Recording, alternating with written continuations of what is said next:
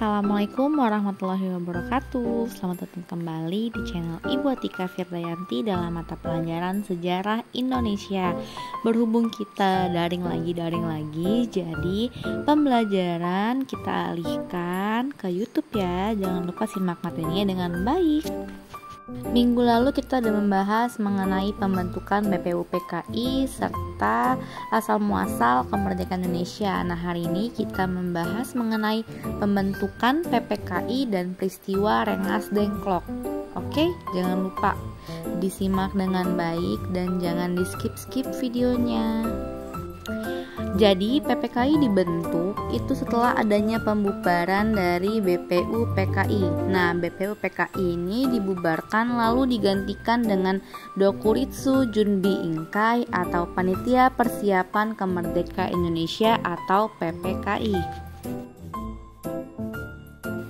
Nah, PPKI ini beranggotakan 21 orang yang dimana 12 wakil dari Jawa, 3 wakil dari Sumatera, 2 wakil dari Sulawesi, dan masing-masing perorangan itu ada yang dari Kalimantan, Sunda Kecil atau Nusa Tenggara, Maluku, dan penduduk Cina.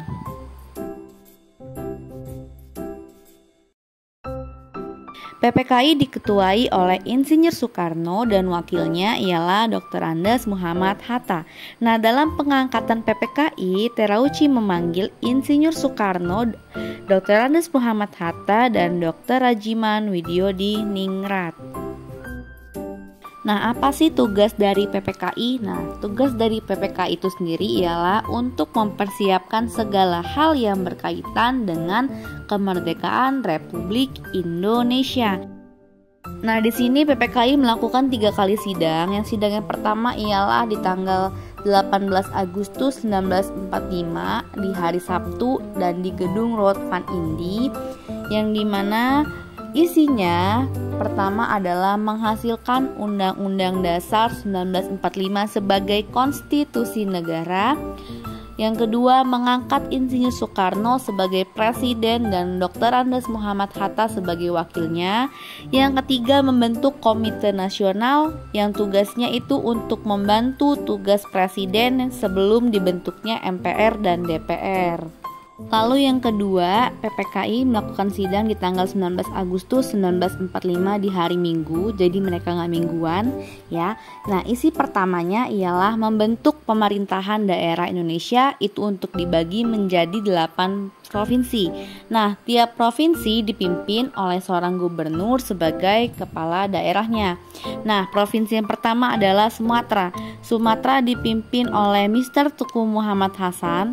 Yang kedua, Jawa Barat yang dipimpin oleh Mas Sutarjo Kerto Hadikusumo. Yang ketiga ada Jawa Tengah yang dipimpin oleh RP Suroso. Dan berikutnya Jawa Timur dipimpin oleh RMT Aryo Surjo. Lalu berikutnya ada Sunda Kecil yang dipimpin oleh I Gusti Ketut Puja. Lalu ada Maluku yang dipimpin oleh Mr. Johannes Latuharhari. Lalu ada Sulawesi yang dipimpin oleh GSSJ Ratulangi. Dan yang terakhir adalah Borneo yang dipimpin oleh Pangeran Muhammad Nur. Lalu yang kedua adalah membentuk Komite Nasional Daerah, dan yang terakhir ialah membentuk 12 kementerian dan 4 menteri negara. Nah, lalu sidang PPKI yang ketiga itu dilaksanakan di hari Rabu tanggal 22 Agustus 1945, yang isi pertamanya adalah membentuk Komite Nasional Indonesia Pusat atau KNPI di Jakarta dan diketuai oleh Kasman Sungadimerjo dan ada 3 wakil ketuanya. Nah, wakil ketua yang pertama adalah ada M. Sutarjo, lalu yang kedua ada Latuharhari, dan yang ketiga adalah ada Malik. Lalu poin kedua dari sidang PPKI ketiga adalah menetapkan Partai Nasional Indonesia atau PNI sebagai satu-satunya partai politik di Indonesia, dan yang terakhir adalah membentuk Badan Keamanan Rakyat atau BKR. Lalu kita masuk materi berikutnya, yaitu peristiwa Rengas Dengklok dan golongan tua dan golongan muda. Nah, di sini peristiwa Rengas Dengklok itu merupakan peristiwa pengamanan Soekarno dan Muhammad Hatta yang dilakukan oleh golongan muda. Nah, golongan muda sendiri terdiri dari Sukarni, Hairul Saleh, Adam Malik, Wikana, Darwis, dan Yusuf Kanto. Dan golongan tua terdiri dari Insinyur Soekarno, Muhammad Hatta, Ahmad Subarjo, Muhammad Yamin, Iwa Kusuma, dan yang terakhir adalah Dr. Syamsi. Nah, di sini ada perbedaan antara golongan tua dan golongan muda, yang dimana pertama golongan tua itu ialah menghendaki cepat atau lambat proklamasi kemerdekaan Indonesia itu nggak penting, tetapi pada dasarnya proklamasi itu harus disiapkan secara matang. Yang kedua, menghendaki Indonesia dapat merdeka tanpa adanya pertumpahan darah. Jadi ini bukan pertumbuhan ya, tapi pertumpahan darah. Lalu poin ketiga adalah menghendaki proses proklamasi kemerdekaan melalui rapat PPKI. Dan yang terakhir adalah golongan tua itu mengambil sikap lebih hati-hati ketimbang golongan muda. Berikutnya golongan muda. Nah, kalau golongan muda itu menghendaki proklamasi kemerdekaan Indonesia diselenggarakan secepatnya tanggal 16 Agustus 1945. Yang kedua, menghendaki proklamasi kemerdekaan Indonesia terlepas dan pengaruh Jepang. Yang ketiga, menganggap PPKI itu buatan Jepang. Lalu yang terakhir, menganggap golongan tua itu sangat lambat gerakannya, seperti itu.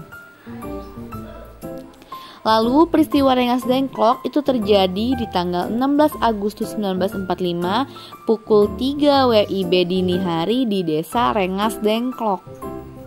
Nah, lalu apa sih tujuan dari adanya peristiwa Rengas Dengklok? Itu karena agar Soekarno dan Muhammad Hatta tidak terpengaruh atas adanya kepetundukan Jepang dan segera memproklamasikan kemerdekaan Indonesia. Nah, alasan pemilihan Rengas Dengklok ditempatkan di Rengas Dengklok karena Rengas Dengklok itu merupakan wilayah yang terpencil dari Jakarta sehingga keamanan itu pasti terjamin. Oke, sekian materi yang bisa Ibu sampaikan. Semoga bisa bermanfaat.